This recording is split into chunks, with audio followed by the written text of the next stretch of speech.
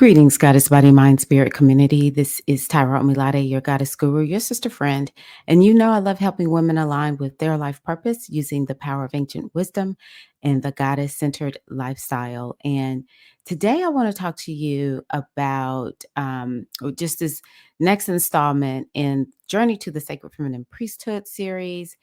And I have talked in, I think it's four or five um, other audios where I talk about the priesthood. And leading up to where we are today, I am talking about life after initiation.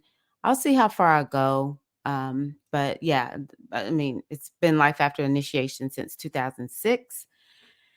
Yeah. And why am I doing this? Well, number one, I want to record it. I want to make sure there's a record of my story. Also, I want to help people, other women who are out there like, hey, I think I'm being called into the priesthood, but I'm not sure. Help you to kind of see how life really does pull you in that direction. It is my position that we are born priestesses and that initiation is really just about making that conscious choice to walk in your priesthood, and yeah, show up and be of service in some kind of way.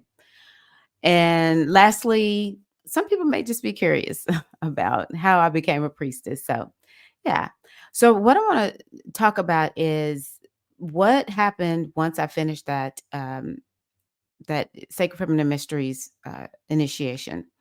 Well, first and foremost, I came home, and one of the things about modern day initiation is you come home and you just get thrust back into life, unless you're at a phase where, there were some people who finished and they would go on like a vacation, go to an island, get away, right? And then there were people like me who had to just get back to life. I had to come home and start taking care of my kids and, be a wife. And I was homeschooling at the time, just had to get back to life. And, others had to come back and work. I initiated into the Ifa tradition as an Orisha priestess, and that was 2014. So my older son was 14, my younger son was 11. I was homeschooling and teaching dance and fitness. I came just straight back home and got back into life, right? Other people went back to their job. So that's one of the hard parts about modern day initiation. Nobody gets it. There's no community that's like, hey, she, he, they just went and initiated. And so we got to make sure they can just have that quiet time because there's an integration period.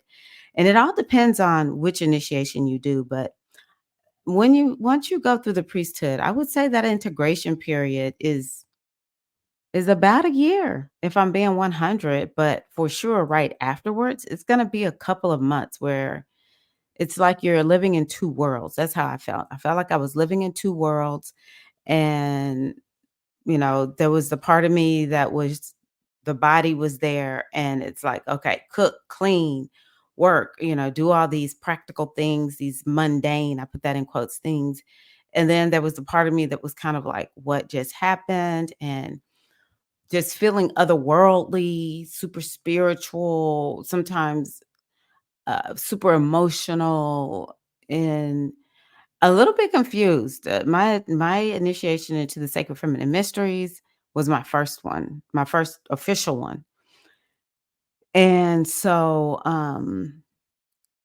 yeah, I just came home and I was just kind of like, I don't even know what to do with myself. I'm so confused because we were just given instructions, go home, be quiet, take it easy, lay low, but that wasn't enough for me, or, I needed more support or something. And I will say, because I never really did too well with just, being told, go home and be quiet. Um, After people initiate, whenever I'm working with people after they initiate into the priesthood, I'm definitely like checking in on them, and I'm giving them some suggestions for things that they may see, and um how to handle life So it's really important after we initiate, it's like there needs to be a plan put in place that will help you integrate that initiatory energy. Other people I've seen, and this is not necessarily Sacred Feminine Mysteries, but also with the Orisha tradition, because what initiation does is it is like take the curtains, open them, and peel them back, never to be closed again. It's like these curtains get taken off, or maybe it's like a cover was laying on top of your energy, and initiation is designed to just take that layer off. And it's all this power and energy that's open. And that's why my godmother went, and that's another name for teacher. When my godmother, would take us through this initiatory process, it could be for Sacred Feminine Mysteries or the Orisha priestess and priestess initiation. She was like, "Hey, we got to do this internal work because if we open up all this energy and it's just a bunch of crap there, it's a bunch of gunk there, it's gonna wreck your life." Because she had seen it. So that time period afterwards is important. It's one of the reasons it's so important to go through an initiation that requires you to cultivate a lifestyle that supports your priesthood, whether you want to do it or not. Period, full stop. Non-negotiable. That's one of the things I'll say. I once I caught on, I got spiritual practices are everything. Day in, day out. It's not do I want to do them? It's you do them because there's no way we can be showing up as priests and priestesses and we ain't done our spiritual work. So, that's one thing I'll say. Okay. I'm going to have to kind of like interweave things I want to share with you all and then things that were happening. So, yeah, let's see here. I came home. I don't remember a whole lot about that time. I just remember it was just like get back to work and start studying again, all of my Sacred Feminine Mysteries, documentation. There were a few calls with Ia. I don't really remember how many, but she was initiating other women. And so it was like, okay, let me stay connected to the community. And eventually I got to a point where it was like, I'm a mentor and I started mentoring. Now we also had to do Seva. We had to be of service afterwards. And I was going to work with I wanted to do hospice because my mother had gone through hospice and I just wanted to show up for people who were in hospice, but I just couldn't do it because my kids were just too young. And hospice is, there's no set anything about it. It's kind of like as needed. Uh, at least what I was looking into, that's what it was about. So, and my husband's working, my kids are homeschooled. I just did not have a whole lot of extra time. And my Seva ended up being taking care of this neighbor. All of a sudden, never talked to her, and all these years that I had lived there. Well, it wasn't that long now to think about it. It was about 2 years, about a year. And all of a sudden, she starts talking to me, and she needs a ride here, and she needs a ride there, or whatever. And finally, I had to like have a boundary with her. She was just kind of taking advantage of me or whatever. But it was like the lesson I learned from myself was the great mother isn't always going to let you be of service to people who you want to be of service to. You're of service to who the great mother says you're of service to. And they're going to be the ones that we know, absolutely, this is who I'm supposed to serve. But I saw it more of a lesson of, are you willing to follow the lead of the great mother? And I have to tell y'all, I really don't like cults. I don't want to be a part of a cult. But sometimes when I talk, I feel like I sound like a crazy lady. But this is just how it has been for me. Is I am so die hard around the great mother and about this work that I have been called to do, which is women's empowerment through the goddess lifestyle and using ancient wisdom. I am so committed that it's like I'm all in. If whatever the great mother is telling me to do, that's what I'm going to do. And I have a side of me that is very practical and willing to make sure, did the great mother really tell me to do this? Like, I'm going to do a reading. I'm going to make sure that whatever I do that the great mother says I'm supposed to do no harm. Okay. I should be of service. So, that I just want to say that real quick, fast, and in a hurry.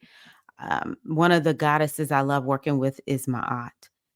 I am telling you right here, right now, me and my aunt, I'm like, baby, I'm like a scientist. Okay. If if I keep doing this thing and it's not working, guess who is going to be doing something different? I'm all about I want to see it. Give me some proof that what I'm doing and what I'm teaching and what I'm talking about actually is making a difference. All right? So, okay, yeah. So, yeah, I did my seva and it wasn't the most fun seva and that lady ended up just yeah. The other lesson I learned from the great mother is, baby, draw the boundary when it's time. Draw the boundary when it's time.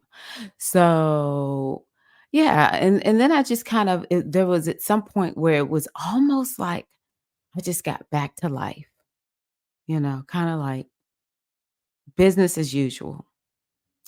But the difference was I definitely had a higher level of awareness about life, a deeper level of reverence. I spent a lot of time in contemplation, constantly trying to make sure I stay on top of my spiritual practices, my self care practices. I continue to develop myself as a diviner and to work with with the other ladies who were going through the Sacred Feminine Mysteries process, along with homeschooling my kids, washing dishes, cleaning the house, buying groceries, just wifing it out with my husband. Like, what can I say? What can I say? Just, yeah.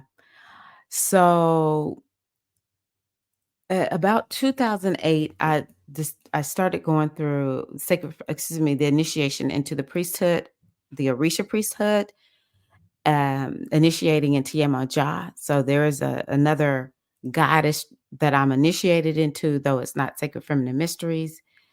But I did not. I suspended going through that particular initiation, and yeah, I mean, I have to just be honest. There was something that happened, and my godfather made me upset, and so I kind of was like, I just need to pause working with this group.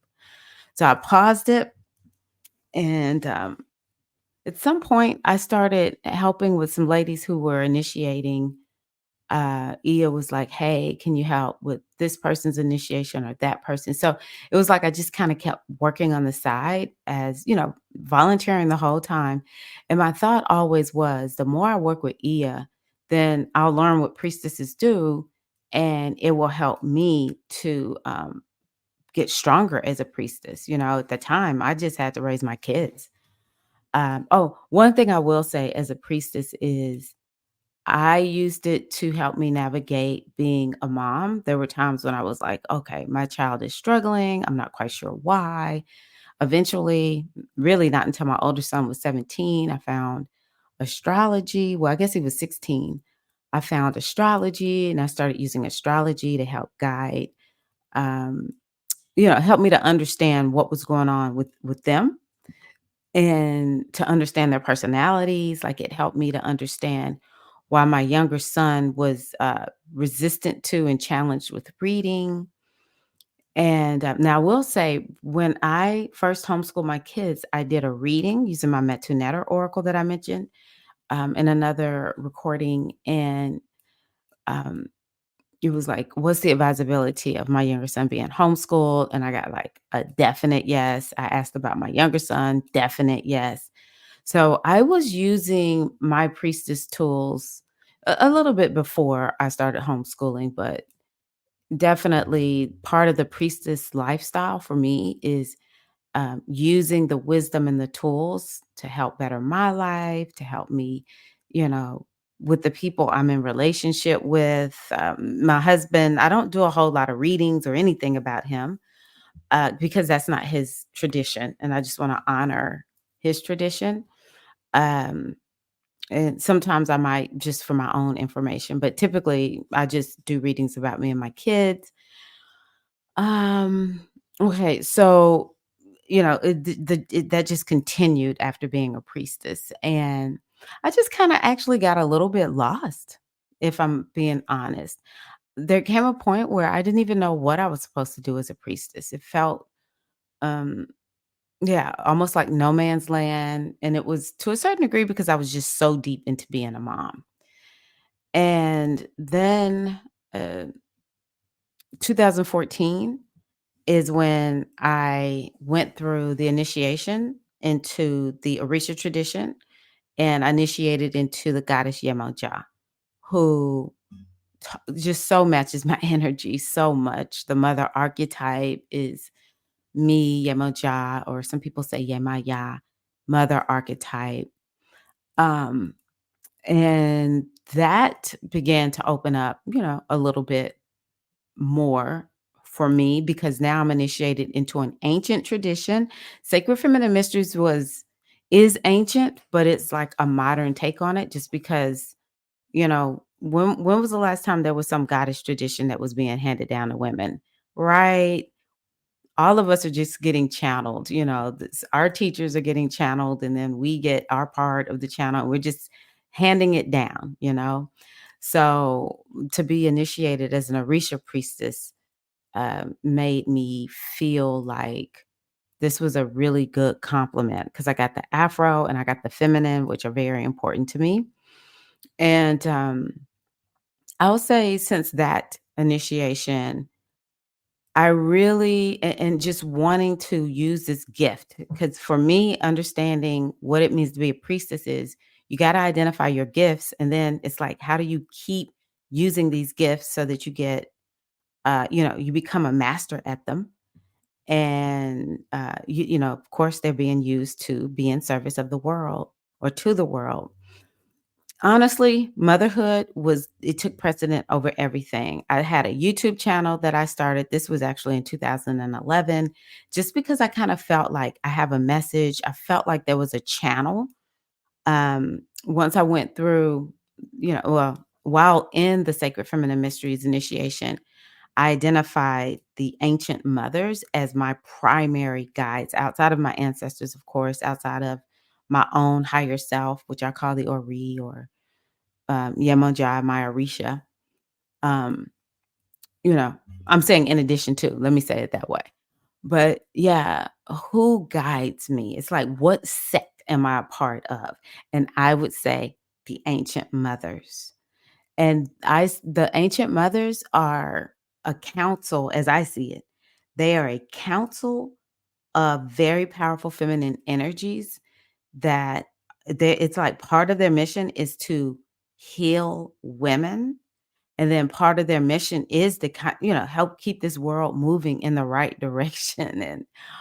And but a lot of it is through like bringing back the sacred feminine mysteries and helping women to step out of the oppression that all of us believe in or are affected by at the very least on the subconscious level.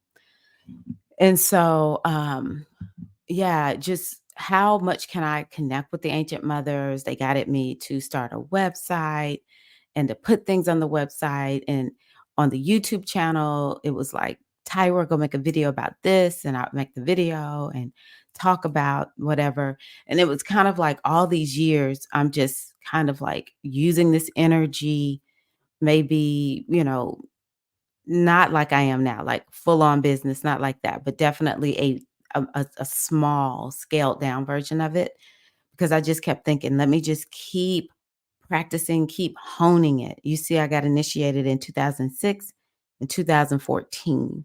I started putting my videos on YouTube 2011, website 2006. All right. But I actually didn't really get started with trying to take this to the next level until 2019 when I was like, "Whoa, my younger son is getting closer to graduating, so I need to be getting ready to, like, take the go to the next level." And then also I started just kind of feeling, blocked around readings. It was kind of like, I need these readings to be a little bit more specific. So 2017, I find astrology, and it just gives me a whole new mission as a priestess. Um, so one thing I'll tell you is, we have what is called the witch wound, and the witch wound will make us want to hide. The witch wound will make us want to just stay in our spiritual closet and don't let anybody know for fear of being burned at the stake. Based on what I have learned, Tituba is the first woman born in the Salem witch trials. Black woman, all right? I think she's from Guyana, somewhere like Caribbean or South America. So, yeah, that witch wound is real for all of us. Okay. So, yeah, and we'll want to do things like I did my best actually to just be a dancer and fitness instructor. And the ancient mothers were like, I can just imagine. I'm like, okay, y'all, come on, let's Zumba, let's bar, let's African dance. And they're just standing off to the side, filing their nails, like, you just biding your time, honey. You just waiting for these children to get grown because guess what? Once that happens, you ain't gonna be doing this. So go on ahead and act scared if you wanna. So yeah, we'll still run from our true work. And that's one of the reasons it's like you cannot even so after the initiation, you have to have that same energy. Keep that same energy. Both feet on the path, committed, because there are gonna be those moments where it's like, "I do not wanna do this," right? And so I did my best to kind of avoid it all, but yeah, it's impossible. And at the same by the same token, I didn't want to because, I was doing all of this work knowing that I'm working towards someday I'm gonna take this to the next level. Well, then I started helping, with the priestess initiation became 2. It became like the preceding initiation, which was spiritual aspirant initiation, and then there was a Sacred Feminine Mysteries priestess initiation. And I helped with, the final rites of passages. I would be on the calls with Ia. I did a lot of work. That was one of my ways of really being of service and honing my skills. And then once the spiritual aspirant initiation came around, I want to say that was around 2018. I started helping to lead those. And then there was one that I led by myself. I want to say it was 2019. And that one began to prepare me for having my own groups. Um, yeah, I think this is natural and normal, so if anyone works with me, I'm gonna tell you like my godparents said, "Come get here, whatever I have for you that you need to go on, you can go on and do what you need to do. I'm not holding anybody hostage. I seek no followers." Because some of us are gonna stick with the people who we started with. I stuck with Ia for a very long time, and then some of us are gonna fly out of the nest, and it just for me, it became I can see it's time for me to fly out of this nest because I have a vision, and my vision is not necessarily the vision of the community that I was a part of, and, once I led that group, then I was like, "Okay." And it was by myself, my teacher, she helped with 1 or 2 months of it, but, for the most part, I led it, and it made me super strong. And so, and then I was learning astrology, and I started feeling like, "Okay, I'm ready to really start doing more readings again.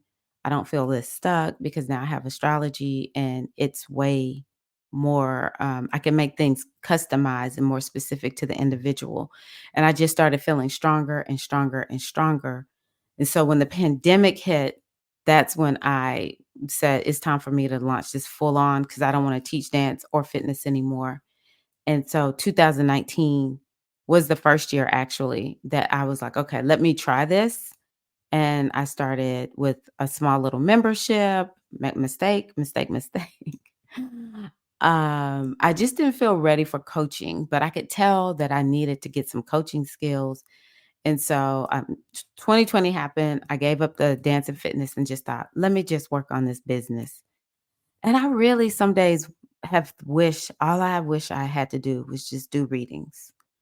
But it's just the call is how it works. It's like when you're a priestess, you just keep hearing the call until you get to where you are supposed to be.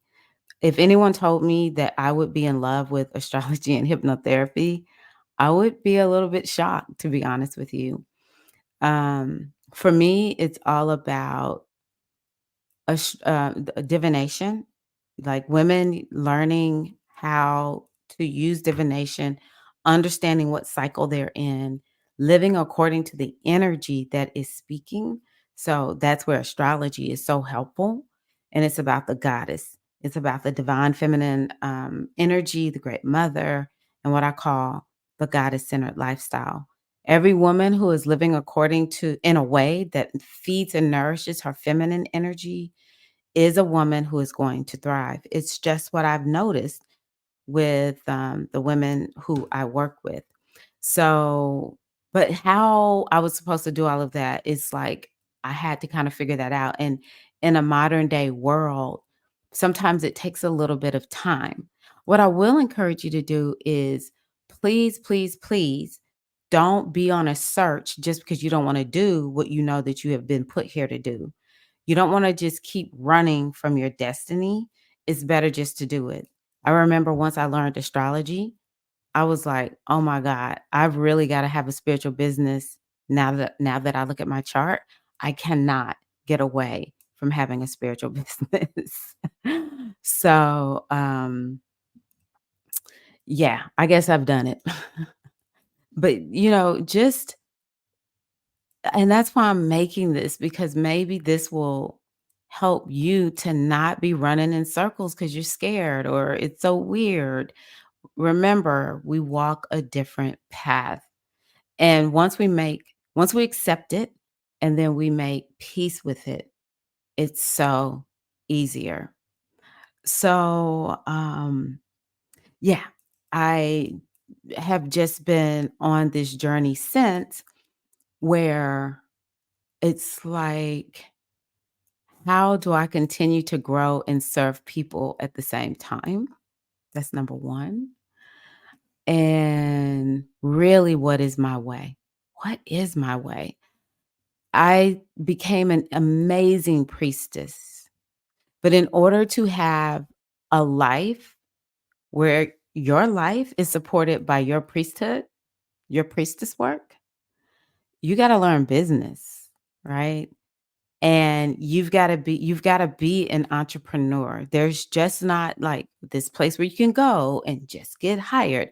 There's psychic hotlines and, maybe there's a place where you could go and do some healing work, especially those who maybe are massage therapists or whatever. But um yeah, most of us are gonna be doing something that people are not really used to. And in order to figure out how to create an actual business that supports your life, you will be required to, well, Imma say it like this. I believe that you can have a full-time job and that be your priestess work. That's one of the things that we learned, um, and you'll just be more powerful at it. But I find most of the people who are priestesses, maybe they have a full-time job. More than likely, they do have a full-time job, and then their side hustle is their spiritual business. That's fair. That's fair. And then there's the few, very, very few, in my opinion, who their whole life is supported by their business. And so I mean, to get to that level, you really do need to accept that part of your initiation is becoming a businesswoman. I have felt like I've been through initiation on the path to like, how do I write an email and what colors do I use? And what is messaging and all that kind of stuff, it's just kind of like what you have to do, and it grows you up. A lot of people are afraid to show up, so it's like, "Oh my gosh, I gotta get on camera." They will be initiating you every step of the way, and it really boils down to this commitment to the Great Mother. Do you wanna get the message of the Great Mother out, or don't you? Do you wanna do the work that you said you were gonna do as a priestess for the Great Mother, or don't you? And what does that require? It requires having that daily spiritual practice. I know if I'm working with people and I'm gonna be telling them to do their spiritual work, doggone it, I better be doing mine. And as a priestess, I feel like I should be doing double. And I'm not showing up spiritually unclean when I'm working with people. You know why? On my spiritual grind. Oh, okay, maybe I go on vacation. Maybe I have a time where it's like, I just wake up and I didn't get it done, right? I'm not. There's not. There's room for where things may be a little bit more lax, but every moment is a spiritual moment, as I see it. Every moment has an opportunity. But in general, as a priestess, it is important to do your spiritual work and your spiritual practices. We have a joke amongst the Sacred Feminine Mysteries priestesses, and it's like, do you want to be a raggedy priestess? You'll hear whenever somebody knows she's out of order, she's like, I'm being a raggedy priestess. So, yeah, in order to avoid being a raggedy priestess, the one thing I will say is when you know you raggedy, don't be doing no work. That's when it's time, heal or heal thyself. Just work on you, raggedy priestess, right? But then, once you get back to doing your work, every day, every day, every day, with a few exceptions. But for the most part, you know, I just think to myself, no, we gotta stay on it. We have to make sure we're healing our lives. We have to make sure before we giving all this advice out there that we're looking at our home to see. And home is anything that has to do with your life. If you're giving our relationship advice, you better make sure you're working on your relationship. You giving out health and wellness advice, you better make sure you're working on your health and wellness. You talking about parenting. You talking about doing readings. It's like you need to make sure you're doing your own readings, and are you following what the reading said? So that's why I want to take y'all back to I can't remember which recording it was, but I was saying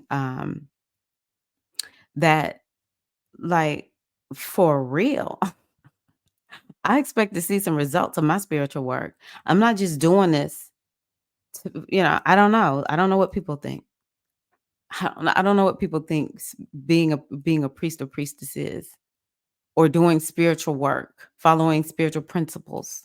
But if I'm not seeing the results that I desire, if I'm not seeing I'm headed in the right direction, because I can be patient, then it's like, okay, I need to be evaluating, what am I doing? What am I not doing? What needs to be addressed that's not being addressed, you know? But I do believe priests and priestesses, I hold priests and priestesses to a new level, a whole nother level. It's a level of excellence that is beyond what we see in the world, which again, this is what people expect from us. They expect us to be better. We don't have to be perfect. We're going to have our own stuff, but we need to be, number one, we need to be checking to make sure that are you being a moral person? Are you living according to the values that have been set forth for you by the Great Mother, and just naturally that you have adopted in your life for you? The values of a priestess, a spiritual leader, are you living according to those values? And I'm not saying specifically what they are, because we all are going to kind of like have our own version of it, right? But it's very important that we are making sure that we check ourselves. And when we check ourselves, then it's so much easier for us to show up and be a guide for other people. But when we are not taking care of ourselves, it's just not gonna be good. It's not gonna be helpful to whoever we're called to help. Doesn't mean we can't help them some, you know what I mean? But I just think it's, malpractice for us to not be, number 1, self-care, number 2, um, keeping moral checks, and then being around other people, being in community with other people, other priestesses and priests, where it's like, "Hey," number 1, maybe I'm looking at somebody, I'm like, "Oh, she on her game. Imma watch her. Imma model her energy because I like how she is on her game."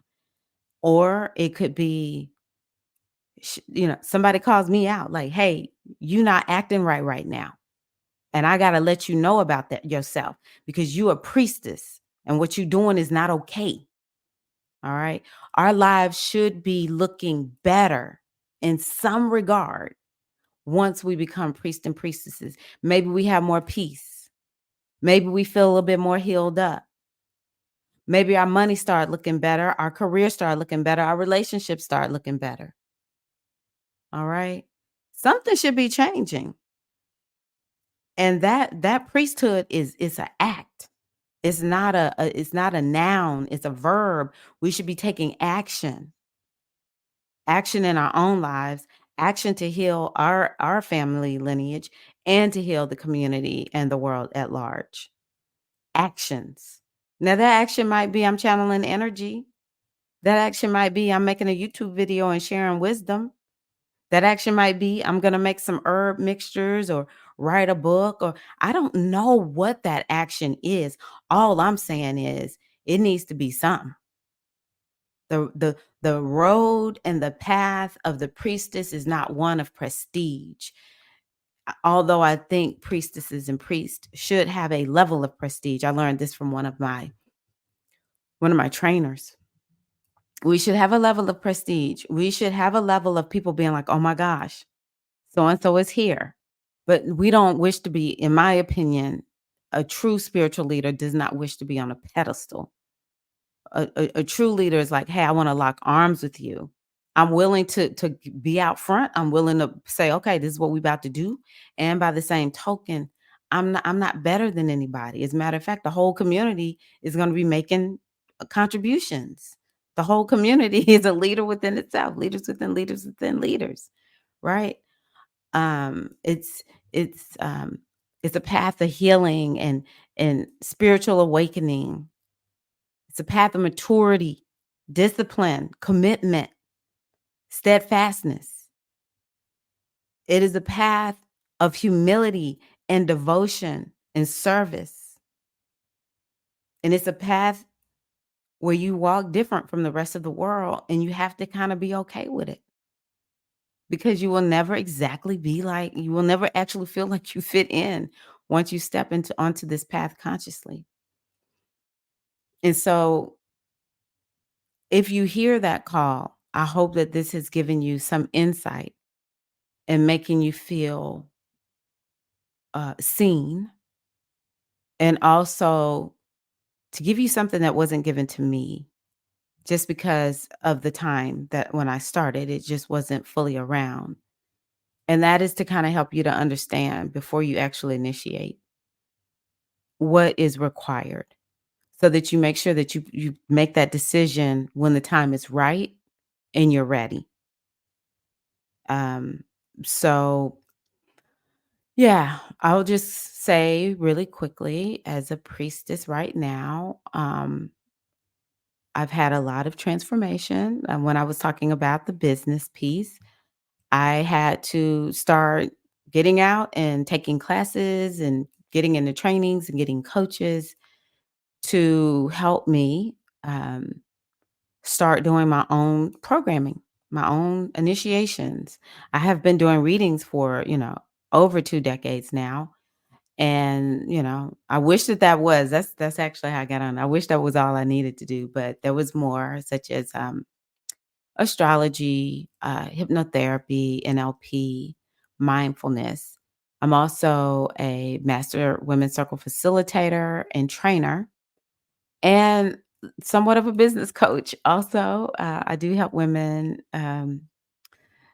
create their own signature programs or just learn how to do business so we can start as soulpreneurs, soul. We can be in this work, make money at it, know how to do it, but also honor that softness that we all have that's not always addressed in most business programs. And I have had three groups, three groups go through the spiritual aspirin initiation. And part of the reason I'm making this audio series right now is I know that that Sacred Feminine Mysteries Priestess initiation is coming. Um, and so I just want to begin to question myself so that I know what in the heck do these women need to know. I need to remember my own journey. And so, yeah, I've just been through a lot of trainings and, I'm combining all of this with um, my push to empower women and to help women step into a goddess centered lifestyle so that you can have success. I really love the notion of spirituality to have us have a successful life. And, to me, it is oracles and the goddess, the goddess and oracles. Because the goddess part, it just really involves that self-care. How are you gonna heal yourself? How are you gonna care for yourself? Both of those are needed in order for us to have balance in life and to have more of what we want in life? So, um, I am a trainer for Sistership Circle, also, that's the where I am a master's, circle facilitator, that's where I got that certification. And so I am a part of, it's a training that helps other women become circle facilitators. And so being a part of this company has helped me so much begin to better understand the work that women need. I'll say it that way. I'm also a part of, well, I'm the lead on the Women of Color initiatives in Sistership Circle also. And so for me, it's just like, how can I help the sisters, the women of color, um, be seen, represent their own cultures, and, take this energy of the goddess into our communities and help women just get stronger and better and just be good with being a woman and the power that we bring as women and accepting ourselves as the type of woman that we are. There's some women who are sort of masculine, and I'm not talking about how they look. I'm talking about they just have this energy of strength. They're just kind of manly acting in terms of like they're really direct. They don't mind being a leader. They're going to take charge. They're going to make an act. They're going to take action. They're going to say, "Okay, you do this and you do that." Those kind of women kind of get a bad reputation, right? Um, but, sometimes women who are super masculine like that, they're tired. They're like, "Hey, can I get more of that feminine energy going? Because I'm real, real tired over here," right? Some women are too feminine. They don't have enough masculine energy going on. They're not even achieving close to what they want because they just don't, they're just a little too passive. And so they'll be like, "Oh, okay, I need to balance this masculine and feminine." And actually, the more masculine you have to support that feminine is stronger. So we have to have all of that. So yeah, however you are, like I have short hair and I'm sort of sporty in my attire. And um, I'm married to a man, but I don't say this around him too much because he's like, "No, you like one man." But I'm a man lover, baby, and I'm very girly. I want to look girly, but I just don't want to wear a dress all the time. Why can't we just be okay with that? Some women are gonna be a little more plain than others. To be the most beautiful woman is just to be whoever you are, right? I just want us to step into our own authentic truths. And for me, connecting with the energy of the Great Mother and operating from my feminine energy, leading with it, um, there's nothing like it. It's so good for us. So, as a priestess, yeah, you know, I show up. It's a lot of work I do that people don't see. People DM me, people text me, people yeah, all kinds of emails that I get. And, you know, it's a lot that I do that people don't see and I don't get paid for. um, because it's just, and then I always say, whatever I do, if I don't charge, I'm like, the great mother's gonna bless me. Even if I have to work for it, maybe an extra reading comes in or something like that. Or I just get an extra gig or something. It's just amazing. It's amazing. So that's where I am right now in my priesthood. And yeah, I guess that's it. And that's all I have. I'm 54, so this is the end of this up until this point, and who knows, maybe I'll remember to come back and update this series at some point once I get a little bit further down the road. I do think that 2024 into 2025 is a pivotal year for me. It's a year of up level and growth. Jupiter is in my 8th house, and then it will move into my 10th I mean, my 9th house. So both of those are like change, transformation, deeper mysteries, growth, expansion, and, could take me into a new level of spiritual leadership. So that's where I am. This is what it means to be a priestess. And yeah, if I have an initiation open and you have gone through spiritual aspect initiation, I'm a little picky. I don't like just having people come in and work. They need to get to understand me. You're gonna have to go through that spiritual aspirant initiation. But if you've gone through it, then you are welcome to come into the interview process for the priesthood. It's not automatic. We're gonna do readings and everything. I guess I did leave that off. We're gonna do a reading to make sure the energy is open for you to start because it may not be your time. I really believe in that. But yeah, if it's that time and I'm inviting you in, then yeah, look into it. If you haven't gone through the spiritual aspirant initiation and it sounds like being a priestess is something you absolutely want to do, then join the spiritual aspirant initiation. Um, One of the things that I feel is important is humility. And so, whatever initiation I'm invited into, I always go in with an open mind, with a beginner's mindset, especially if it's going to take me to the next level. And so that's what I ask you to consider. No matter what you think the path to sacred feminine mysteries requires humility and it requires you following the process.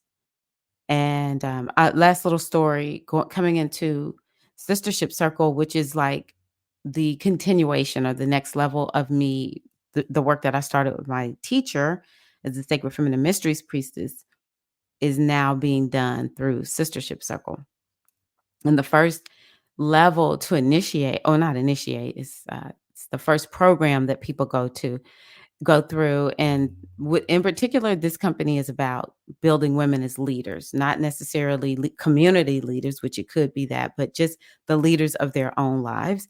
But we are working to help women start their own circles because circles help to heal the sisterhood.